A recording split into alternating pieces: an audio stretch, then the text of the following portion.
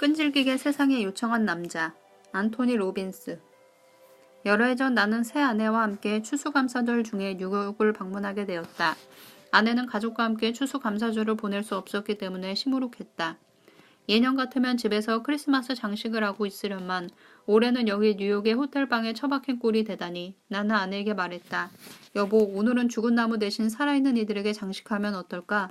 먹을 것을 사서 추수감사절을 축하할 수 없는 이들에게 나눠줍시다. 자, 우리 있는 그대로의 모습과 우리가 할 수 있는 일과 우리가 진정으로 베풀 수 있는 것을 환영하는 곳으로 갑시다. 할렘에 가서 굶주린 이의 배를 채워주는 거요. 어서 가자니까. 67가구가 한 달 동안 배불리 먹을 수 있는 음식을 삽시다. 우리는 돈을 충분히 가졌지 않소. 어서 시작합시다. 나는 우선 라디오 인터뷰를 해야 했기 때문에 내 동업자들에게 소형 트럭을 수배해 놓으라고 했다. 하지만 내가 돌아왔을 때 그들이 말했다. 소형 트럭이 없어요. 뉴욕 전체에 소형 트럭이라고는 한 대도 없더라고요.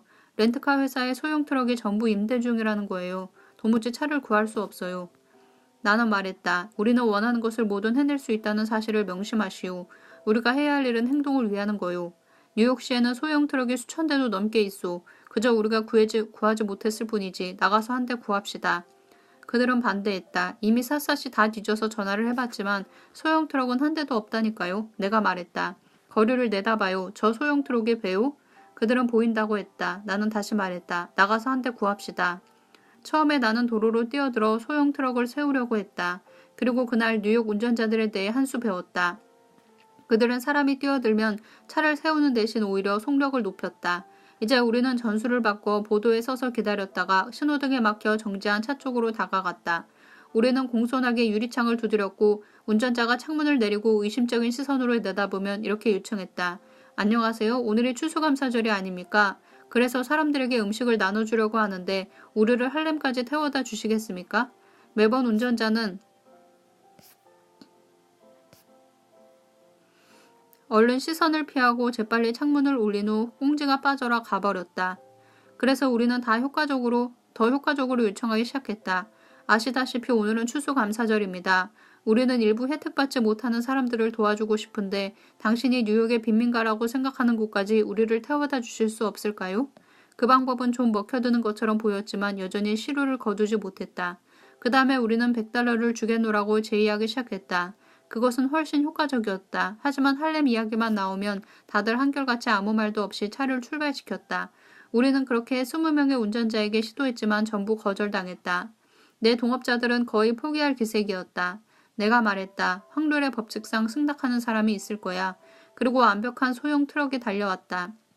그 차는 큼지막해서 우리 4사람이 타고도 공간이 남을 정도였다. 우리는 그 트럭으로 다가가서 창문을 두드리고 운전자에게 말했다. 우리를 빈민가로 데려다 주시겠습니까? 그 대가로 $100를 드리겠습니다. 운전자가 말했다. 돈은 필요 없습니다. 내가 기꺼이 여러분을 태워드리겠습니다. 사실 이 도시에서 가장 가난한 곳으로 모시지요. 그리고 그는 뒷좌석에서 모자를 집어 우리에게 공간을 비워줬다. 그가 모자를 쓰는 순간 우리는 거기에 구세군이라고 쓰여있음을 알아차렸다. 그는 사우스 브롱크스의 구세군 대장 존 론돌이었다. 우리는 환호하며 차에 탔다. 그가 말했다. 나는 여러분이 갈 생각조차 못했던 곳으로 데려가 드릴 겁니다. 그런데 왜 여러분 같은 분들이 이런 일을 하고 싶어 하는 겁니까? 나는 그에게 내가 다른 이에게 받았던 호의를 갚고 싶다고 말해줬다. 론돌 대장은 우리를 사우스 브롱크스로 데리고 갔다. 그곳에 비하면 할렘은 비버리힐스처럼 보였다. 우리는 도착하자마자 상점에 가서 식료품과 바구니를 넉넉하게 샀다. 그리고 7가구가 한 달 동안 먹기에 충분한 음식 바구니를 만든 후에 사람들에게 나누어 주기 시작했다. 우리가 방문했던 한 건물에서는 한 방에 6명이 살았다. 그들은 추운 한겨울에 전기도 난방시설도 없이 시궁창 냄새가 풍기는 곳에서 쥐와 바퀴벌레와 어울려 살았다. 사람이 이런 식으로 산다는 것 자체가 놀라울 뿐이었다. 그런 일을 위해 약소하게나마 베푸는 경험은 가슴 뿌듯하기에 충분했다. 여러분도 마음을 굳게 먹고 지속적으로 행동에 나서면 무엇인가를 해낼 수 있다. 그런 기적은 매일 일어날 수 있다. 심지어 소형 트럭이 없는 도시에서도. 2. 거절을 두려워하지 말라. 서머셋 몬. 인생에서 웃기는 점은 최고가 아닌 것을 거절하면 결국 최고를 손에 넣게 된다는 사실이다. 101가지 소원 목록을 만들어라. 바바라 드 안젤리스. 원하는 것을 모른다면 그것을 요청할 수 없다. 세상의 많은 이들은 스스로 무엇을 원하는지 모른다. 혹은 자신의 가치보다 훨씬 못한 것을 원한다. 무엇보다 당신 자신이 원하는 것을 알아내야 할 필요가 있다. 둘째, 스스로 그것을 청할 가치가 자신에게 있음을 결정해야 한다. 셋째, 그것을 얻을 수 있음을 믿어야 한다. 그리고 마지막으로 그것을 요구할 수 있는 배짱을 지녀야 한다. 제 캠필드와 마크 빅터 한센. 존 고다드는 15살 때 소원 목록을 만들었다. 그의 아버지는 성공한 사업가로 매주 금요일마다 저녁 식사에 친구를 초대했다. 어린 존 고다드는 그 식사 시간에 엿들었던 대화에 깊은 감명을 받았다. 그의 아버지와 손님들은 미처 시작도 하지 못했던 일에 대해 아쉬움을 털어놓곤 했다. 그러던 어느 날 존은 아버지와 그 친구들과 같은 나이에 그들과 똑같은 후회를 하지 않겠노라고 결심했다. 존은 방으로 가서 127가지의 소원 목록을 하나씩 적어내려갔다. 이제 나이 60에 접어든 존은 그 127가지의 소원 중에서 무려 115가지나 성취했다. 그 목록은 그의 전생의 기초가 되었고 그에게 수백여 나라를 방문하고 교황을 포함한 여러 세계 지도자를 만나고 수많은 꿈을 달성하도록 채찍질했다. 그는 중국의 만리장성을 구경하고 나일강을 탐험하고 로즈볼 퍼레이드에서 말을 타고 행진하고 48가지 기종의 비행기 조종법을 익혔다. 열렬하게 믿어라. 레이몬드 R. 10일 야간 목표 달성 코스의 첫날, 그녀는 우리에게 검정색 공책을 나눠주며 말했다. 여러분의 목표를 한 가지만 쓰세요. 그리고 그녀가 다시 말했다. 좋아요. 이제 한 가지를 더 쓰세요. 이런 식으로 10분 동안 계속되자 우리는 약간 지루해지기 시작했다. 그 다음에 그녀가 말했다. 다시 한 가지를 더 쓰세요. 그렇게 장장 3시간이나 계속되었다. 그녀가 한 말은 고작 목표를 쓰세요. 한 가지를 더 쓰세요. 더 이상 쓸 게 없다고 생각을 버리고 그냥 계속 쓰세요가 전부였다. 무려 3시간씩이나. 끝마칠 시간이 되자 그녀가 말했다. 이제 나는 여러분에게 특별한 지시를 하겠습니다. 여러분의 목표를 한 가지 쓰시되 이번에는 특별한 것으로 정하세요. 이제 여러분은 마법의 지팡이를 휘둘러서 원하는 것을 뭐든지 쓰실 수 있어요. 하지만 법에 저촉되는 목표는 안 됩니다. 자연의 이치에 역행해서도 안 돼요. 그리고 현실적인 조건에 부합되는 것도 안 돼요. 그저 여러분이 마법의 지팡이를 갖고 있다고 상상하세요. 나는 이미 3시간이나 목표를 썼지만 생각할 수 있는 것이라고는 돈과 건강, 인간관계와 여행 등이 전부였다. 나는 이미 3시간이나 생각할 기회를 가졌다. 그래서 나는 내 자신에게 말했다. 법에 저촉되지만 않으면 된다는 거지? 좋아, 나는 아름다운 나체의 여성들이 득실거리는 집에서 살고 싶어. 참 부끄럽지만 나는 그렇게 썼다. 이후 10년 동안 아무에게도 말하지 않았지만 당시 내가 썼던 소원은 그것이었다. 나는 이미 3시간이나 마음 밑바닥까지 샅샅이 훑어서 생각할 수 있는 것을 모두 떠올렸기 때문에 막판에 그 소원이 뇌리를 스쳤다. 지도 강사인 산드라가 말했다. 우리는 일주일 후 다음 시간에 만나게 될 겁니다. 그리고 그 즈음 여러분이 가장 마지막으로 썼던 소원이 이루어져 있을 거예요. 강의실에 있는 모든 사람들이 일제히 숨을 헐떡거렸다. 그리고 일주일 후에 나는 큰 충격을 받은 채 강의에 출석했다. 나는 그 주에 훗날 나의 2번째 아내가 된 카를라를 만났다. 우리는 그 데이트를 나갔고 나는 그녀에게 홀딱 반한 나머지 그녀의 집에서 밤을 보내게 해달라고 청했다. 그녀는 승낙했다. 그런데 다음날 아침 그녀의 2딸이 알몸으로 그녀의 침실로 뛰어들어왔다. 당연히 카를라도 나체로 내 옆에 누워있었다. 나는 말했다. 맙소사, 내가 아름다운 나체 여자들로 가득한 집에 있네. 그 미녀 중 2사람은 각각 2살과 4살이었다. 내가 소망을 철저하게 세분화하기를 잊었던 것이다. 나는 그렇게 수업에 참석했다. 지도 강사가 말했다. 여러분 중에서 전 시간에 마지막으로 썼던 특별하고 법률에 저촉되지 않은 소망을 기억하시는 분은 손을 드세요. 그리고 그 소망이 지난주에 이루어졌던 분 손 드세요. 전 수강생의 4분의 1에 해당하는 15명이 손을 들었다. 그녀가 말했다. 나는 이런 예를 전에도 무수히 많이 봤어요. 여러분이 썼던 마지막 소원은 항상 실현되었어요. 그 이유는 내가 교사이고 내가 완벽한 확신을 가지고 그 소망이 실현되리라는 말을 했기 때문이에요. 그러니 원하시면 얼마든지 의심을 품도록 하세요. 나는 그저 그것이 명백한 사실이라고 말하는 바입니다.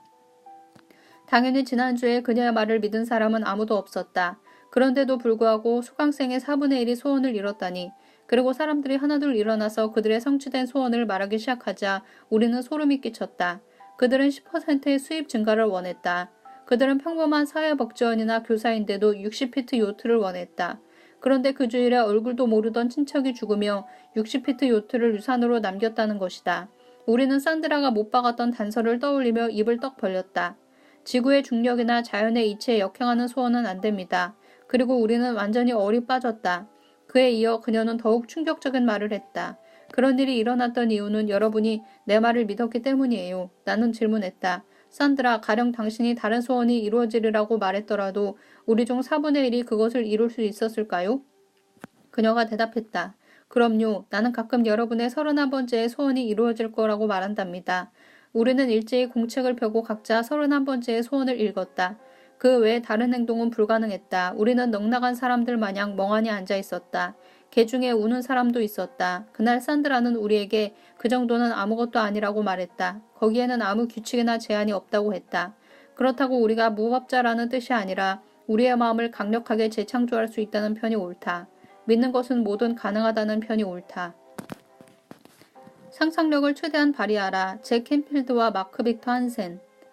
바람과 파도는 항상 유능한 항해자 편이다. 에드워드 기븐. 1983년 오스트레일리아 요트 국가대표팀이 처음으로 아메리카컵을 차지했다. 팀의 코치는 인터뷰 중에 승리의 비결을 공개했다. 그는 조나단 리빙스턴의 갈매기의 꿈을 읽고 그 책에서 착안하여 오스트레일리아 대표팀이 미국 팀을 이기는 테이프를 만들었다. 그는 물살을 가르는 요트의 음향을 배경으로 넣고 경주에서 승리하는 과정을 자세하게 테이프에 녹음했다. 그 다음에 그는 이 테이프 복사본을 대표팀 전원에게 나눠주고 그것을 하루에 2차례씩 3년 동안 들으라고 지시했다. 그 횟수를 전부 합치면 무려 2190번이나 된다. 그리고 승리에 대한 믿음의 불꽃이 대표팀 전원의 마음속에 깊이 스며들었다. 자기 암시를 하라. 잭 캠필트와 마크 빅터 한센. 올림픽 경기를 앞두고 4년 동안 미국의 올림픽 체조 금메달리스트 피터 비드마르와 그의 코치는 체조 경기장에서 다른 선수들보다 꼭 15분씩 연습을 더했다. 그들은 올림픽 체조 경기가 예선을 거쳐 본선까지 진행되는 과정을 상상하고 마지막 날 시련을 펼친 끝에 금메달을 따겠노라고 결심했다. 그들은 10점 만점을 받고 단상에 올라 금메달을 목에 거는 모습을 상상했다. 장장 4년 동안 하루도 빠짐없이. 시간이 갈수록 믿음의 불꽃이 활활 타올랐다. 그리고 그들은 금메달을 땄다. 켄 로스, 1982년 7월 나는 발레리 브리스코 호크와 그녀의 코치 바비 캐시와 함께 앉아 있었다. 바비가 나에게 말했다.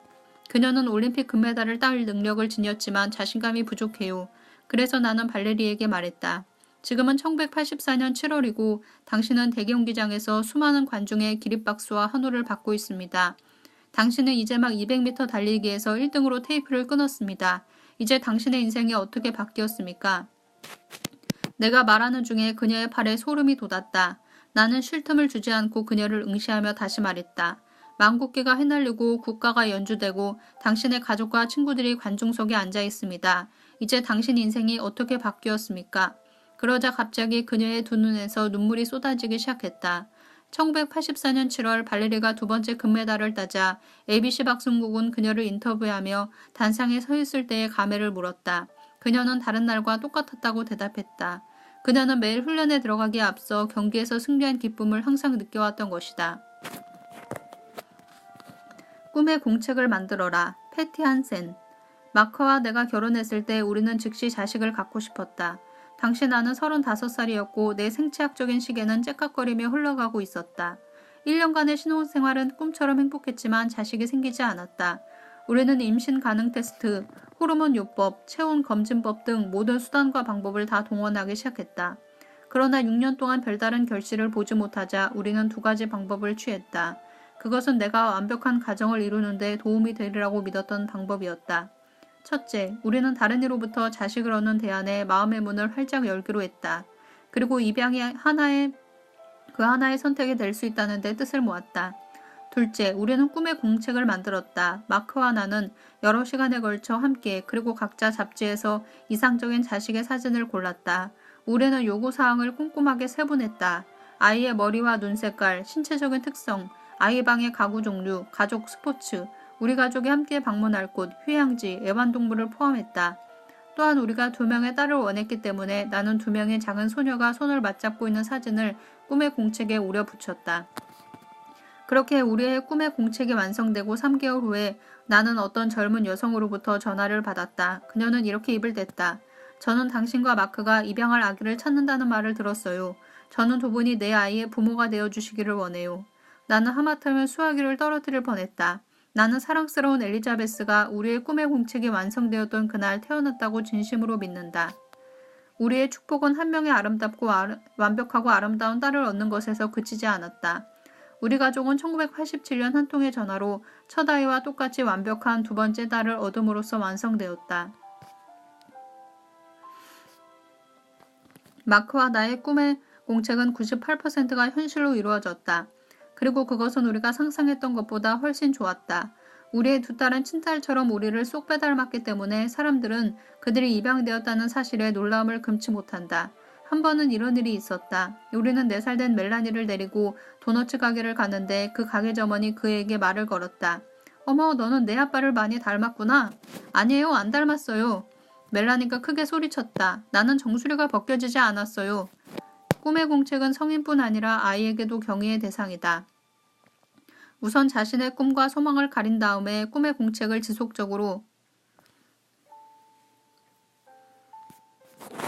자신의 꿈과 소망을 가린 다음에 꿈의 공책을 지속적으로 목표를 상기시키는 데 사용하는 것은 우리의 상상력을 강력하게 이용하는 방법이다.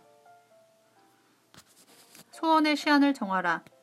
대부분 사람들은 집을 살 때 우선 원하는 기준을 생각하고 적당한 집을 찾아내지 못할 때 부동산을 찾는다. 그것이 전통적인 방법이다. 하지만 우리는 비전통적이었다. 1990년 초반에 우리는 사업을 본궤도에 올려놓으려고 바삐 뛰어다녔기 때문에 집을 장만할 여력과 관심이 없었다. 하지만 내 아내 테레는 2년 동안 취미로 신문의 주택 매매 특집판인 썬데이 홈즈를 정독할 때마다 입버릇처럼 이렇게 말했다. 우리는 생각할 수 있는 것보다 훨씬 좋은 집을 갖게 될 거예요. 그리고 믿을 수 없을 만큼 술술 풀릴 거예요. 너무 잘 풀려서 현실이 아니라 놀라운 기적처럼 보일 거예요. 나는 그런 예감이 들어요. 그리고 1993년 신년 첫날에 올해의 목표책을 만들면서 우리는 그해의 꿈의 저택 장만을 포함시켰다. 학생과 개업 변호사들이 긍정적으로 생각하고 명료한 목표를 세우듯 우리는 집사냥에 창조적으로 접근했다. 무엇보다 우리는 서로 만난 순간부터 상대의 자질에 대해서 꼼꼼하고 자세하게 의견을 교환해 왔고 그 바탕 위에서 세워진 후 우리의 목표 설정이 효율적임을 확인했었다. 우리는 여러 해 동안 이상적인 저택에 대해 생각해 왔다. 그리고 수많은 토론과 절충을 통하여 기준을 세우고 행동에 나서기로 했다. 우리의 이상적인 저택은 다음과 같았다. 방 4개와 목욕탕 2개를 갖추고 취장 벽토와 아치형 천장으로 된 개방형 구조에 벽난로와 천장 선풍기가 설치되고 카페트와 세라믹 타일이 발라졌으며 창문이 많고 2대의 차가 들어가는 차고가 딸린 대지 600평 정도의 2층 저택일 것. 그리고 친절한 이웃과 캘리포니아 헌팅턴 해변과 접한 교통 조건이 좋은 곳. 그리고 우리는 올해의 목표책에 우리의 소망을 대변하는 칼라 사진을 오려 붙였다. 뿐만 아니라 긍정적인 표어를 쓰고 각각의 표어 아래에 어울리는 사진을 달고 만기 시한을 1993년 7월 31일 오후 5시로 설정했다. 그 작업의 완료와 동시에 우리는 행동에 나서서 소망을 성취할 만반의 준비가 되어 있었다. 우리는 목표책을 자주 받고 나는 테레의 썬데이 홈즈 정독 습관에 동참했다. 처음에 우리는 부동산 업자의 도움을 받아 3군데를 돌아봤다. 하지만 꿈의 저택은 나타나지 않았다. 테레는 계속 말했다. 우리가 처음 만나서 서로를 알아봤던 것처럼 그 집을 알아보게 될 거예요. 흥분반 격분반의 5달을 보낸 후에 우리는 진행 과정을 재평가했다. 당시 우리는 오디오 카세트를 만드는 계획으로 눈코 뜰 새 없이 바빴다. 나는 아내에게 말했다. 난 할 만큼 했어. 이제 사람들이 우리를 찾게 합시다. 신문에 집을 구함, 매입자 신용 확실과 같은 광고를 내는 거요. 우리는 광고에 응답하는 4통의 전화를 받았다. 그 첫 번째 전화가 바로 그 집이었다. 우리가 집을 보러 갔을 때 심장은 약간 빨리 뛰었다. 테레의 눈이 빛났다. 그 집은 600평이었고 아름다웠으며 천장의 선풍기를 제외하고 우리의 모든 조건과 들어맞았다. 근사한 전망, 치장 벽도로 마감한 뒤끝, 타일로 발라진 크리스탈 같은 수영장 등 우리의 뇌를 스친 첫 번째 생각은 집값이 너무 비싸다는 것이었다. 우리의 능력을 초과할 거야. 우리는 이 집을 살 수 없을 거야. 우리는 주인과 집값을 흥정한 다음에 그곳을 떠나 생각해봤다. 여전히 무리한 가격처럼 느껴졌다. 그런데 그 집 주인이 우리에게 전화를 걸어 말하기를 그 집이 우리의 것이 되어야 할 것 같다며 집값을 시세보다 낮춰줬다. 그 가격은 우리의 예산과 일치했다. 그날은 1993년 7월 9일 오후 5시였다. 우리의 꿈의 저택이 우리 것이 되었다. 너무 쉽게. 정말 사실 같지 않았다. 오늘 우리는 우리가 요청했던 꿈의 저택에 살고 있다. 두말할 나위 없이 집 천장에는 선풍기가 설치되어 있다. 우리는 명료하고 꼼꼼한 목표 설정에 경이적인 힘을 존중하고 우리의 의지에 세상이 회전했음을 알 수 있다. 여전히 우리는 분명하고 조심스럽게 요청한다. 왜냐하면 그것이 정말 현실로 이루어지리라는 것을 알기 때문이다.